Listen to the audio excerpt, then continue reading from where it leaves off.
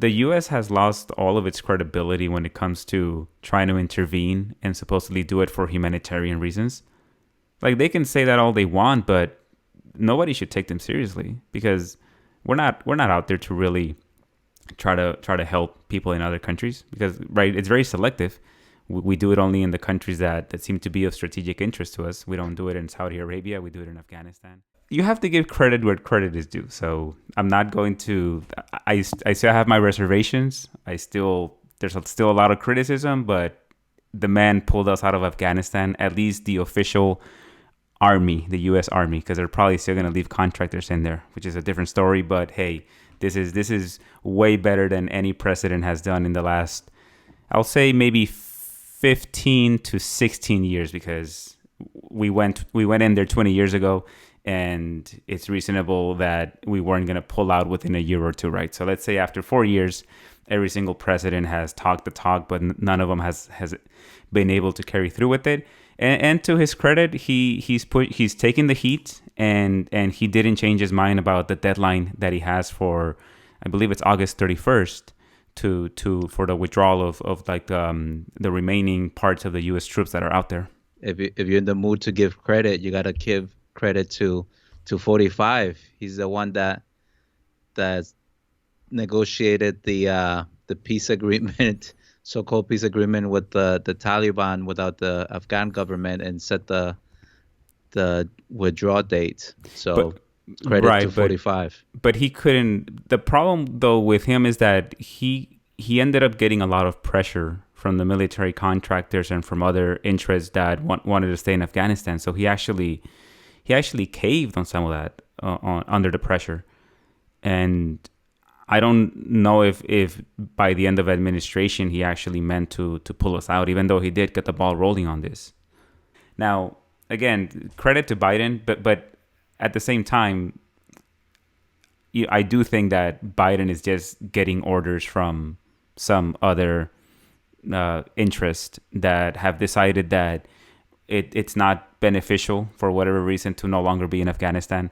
So we're just going to pull out. And, the U.S., the business of the U.S. is permanent war. So we're just going to divert those military assets and take them to another country. And I think the pivot is this pivot that Obama started long ago, which is the pivot to Asia. And that's where all these troops are now going to go into some future confrontation or some proxy wars with China. We may leave some private contractors in Afghanistan, but in a way it's good because the people from Afghanistan have suffered for so long. But that suffering under the empire of the U.S., it's just going to get shifted to another group of people. Yeah, I think for me it's so difficult to, because I think part of me as a student of politics and of history, well, I guess as a student of politics and someone who wants to think the best of our government and of people, Yeah. I want to think that they're doing it because they really truly want to do things right. But I think you're right. I think there's other interests, other things that now are the focus of the government.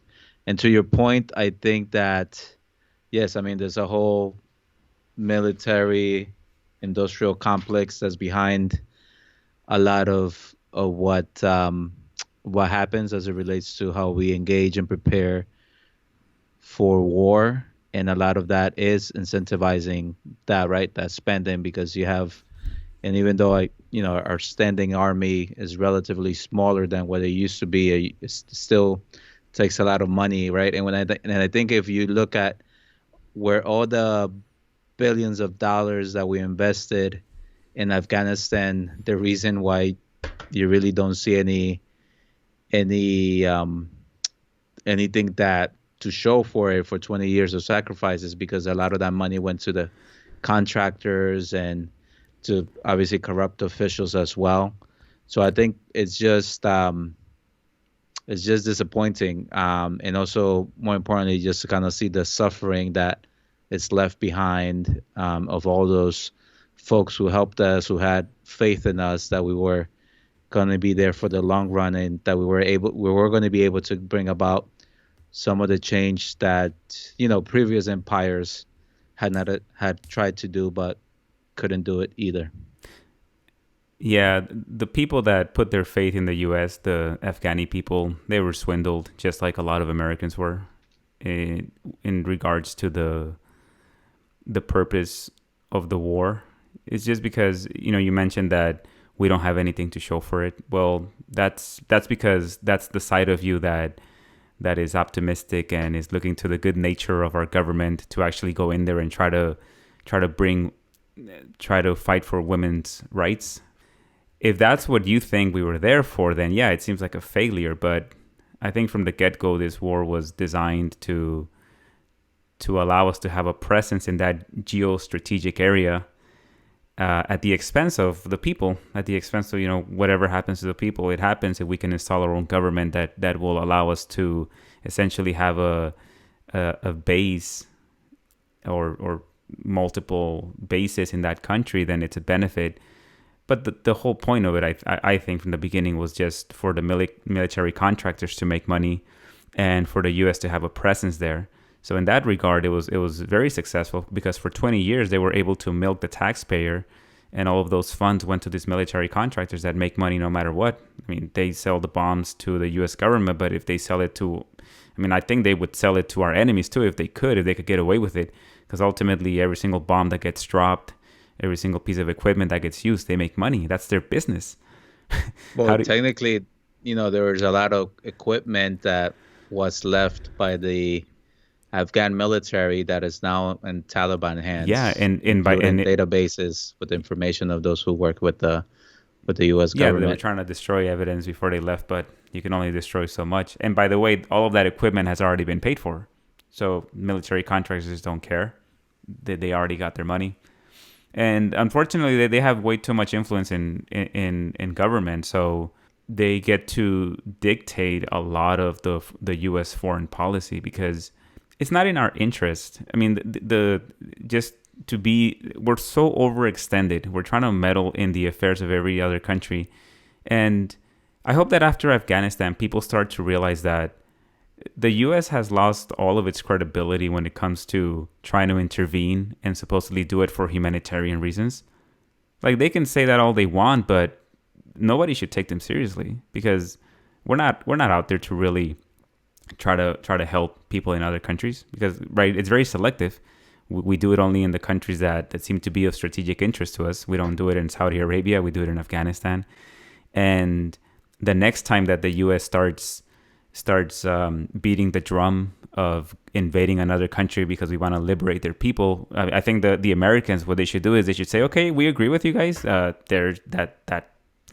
They have a dictatorship. They're oppressing the people. So why don't we put a list together of all of the concerns that the U.S. has, and then put those concerns to the UN and let other countries go in there if they want to, and then we'll share responsibility with Russia and China and whatever other countries are out there, so that it's obvious that we want to help. Because if we just want to go in there by ourselves and we want to say, no, China stay out, Russia stay out, then it's obvious that we're going in there because it's just of personal interest to us. We don't give a shit about helping people, right?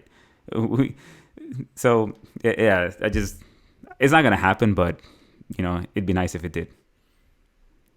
Yeah, but I guess at this point, that phrase, our interest, right? So in some ways, the U.S. interest and our interest are now one and the same, right? And so for me, I think growing up and being from outside of the U.S., I think and being from Latin America and kind of having this, what should I call it, this resentment for the way that the U.S., how it treats Latin America, it treats it as its quote unquote, its backyard. Yeah. So, and obviously a lot of these things have played out here in Latin America before, or at the same time that we were in countries, and we were in Afghanistan.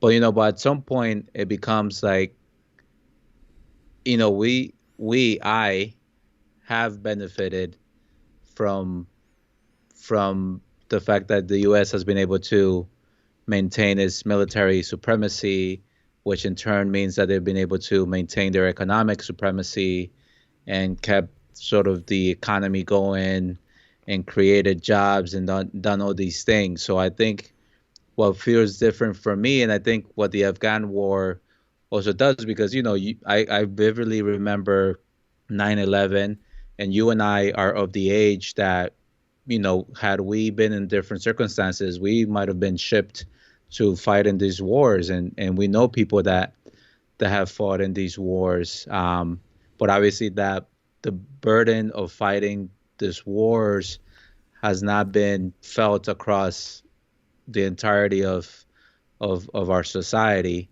But my point being is that it just feels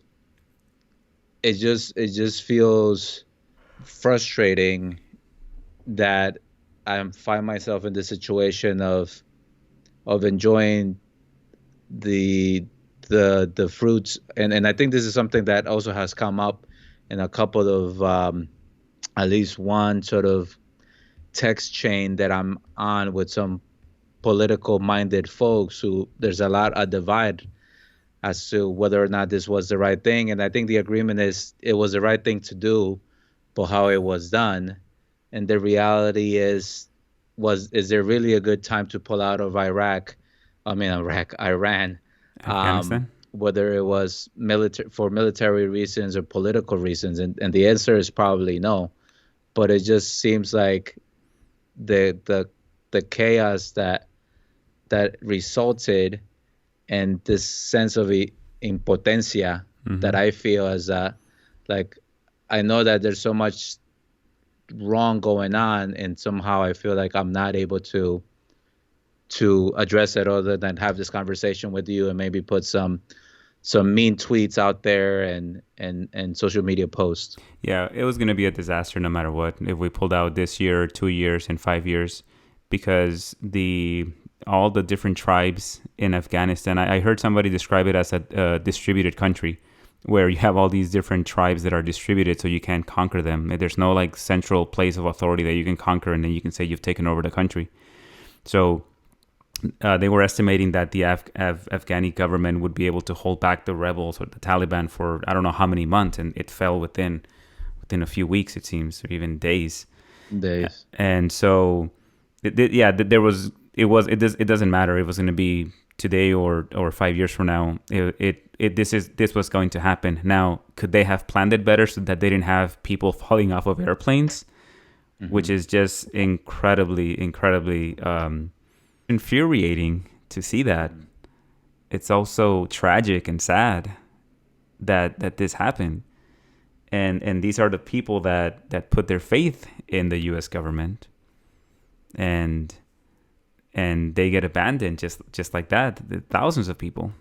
I think I heard somebody say there was like 75,000 people that they had identified that they needed to evacuate, and they didn't even go through that process of trying to get them out. So yeah, I mean, a lot of these people, maybe there's a small percentage of them that are just opportunists. They saw that they could get out and they tried. Maybe they thought that they could get asylum in the U.S. If you're living in Afghanistan, I think some people would try that, but I think others were really fearful of what would happen to them.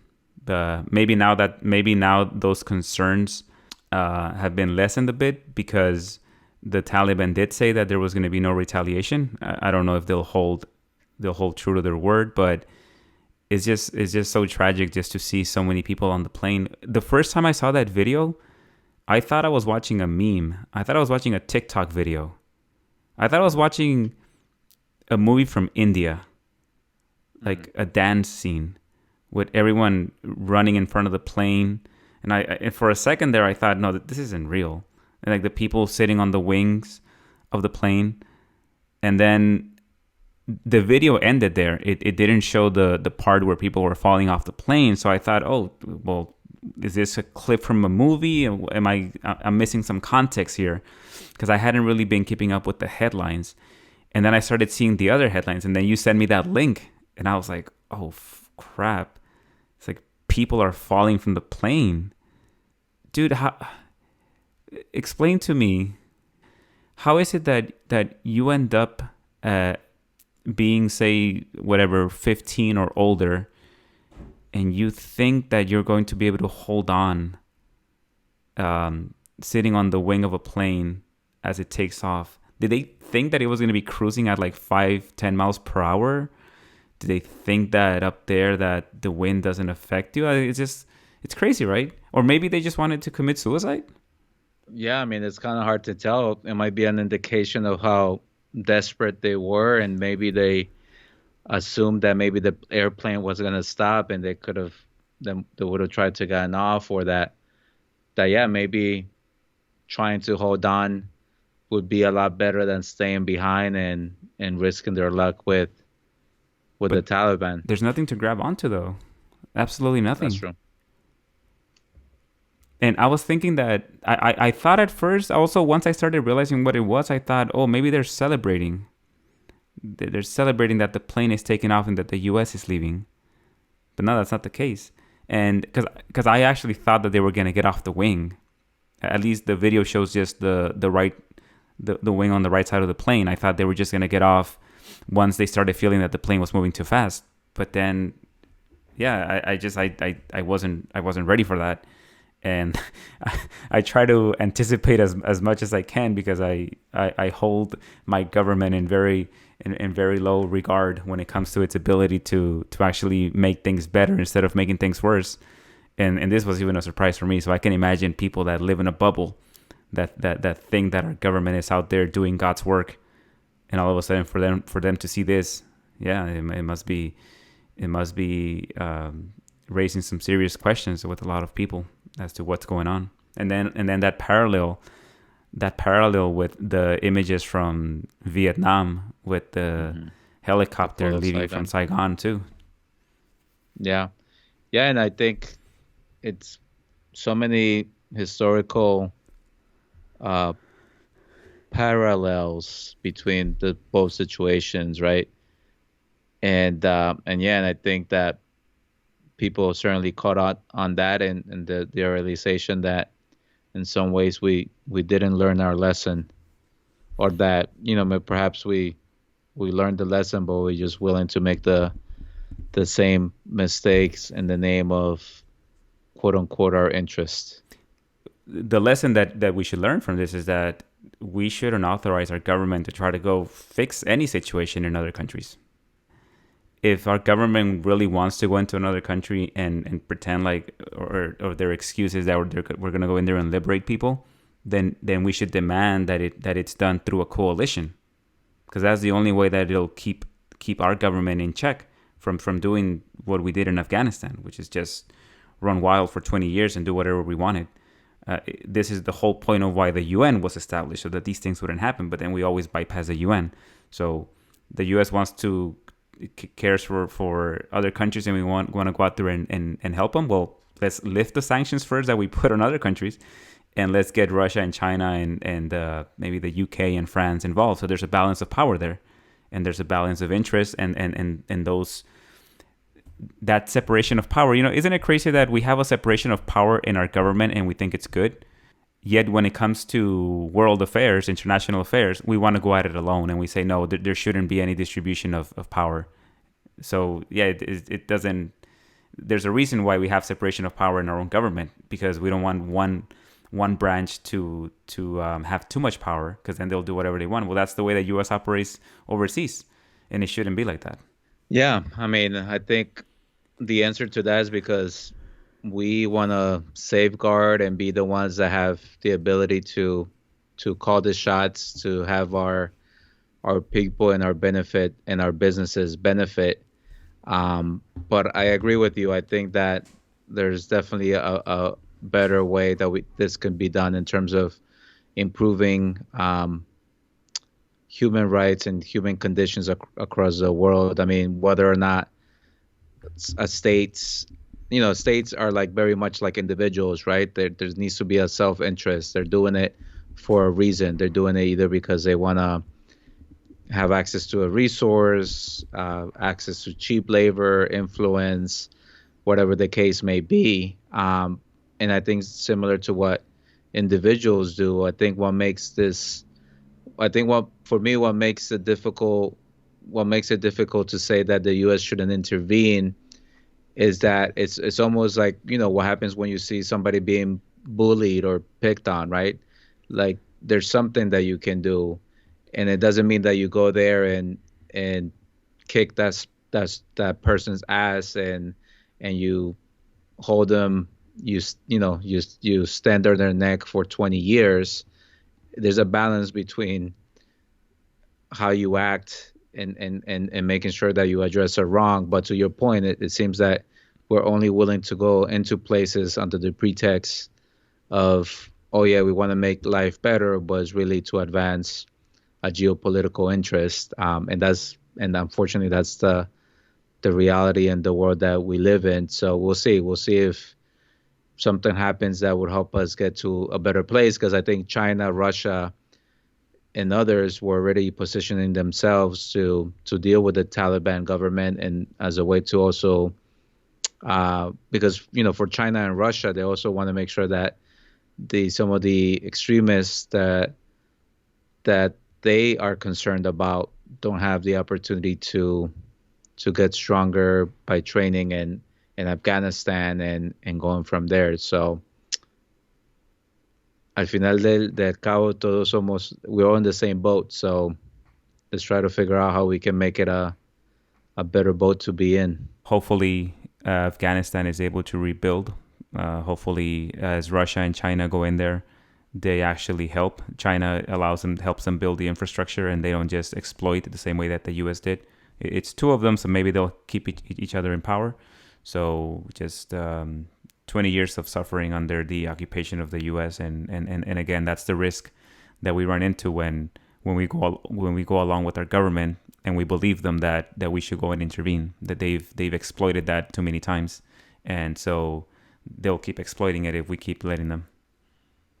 Yeah, and I guess I feel that we should also at least recognize the sort of the sacrifice and the sacrifice that a lot of people, a lot of men and women in the armed forces did and are doing currently, putting themselves in danger, and whether or not you know our government had legitimate reasons to be there.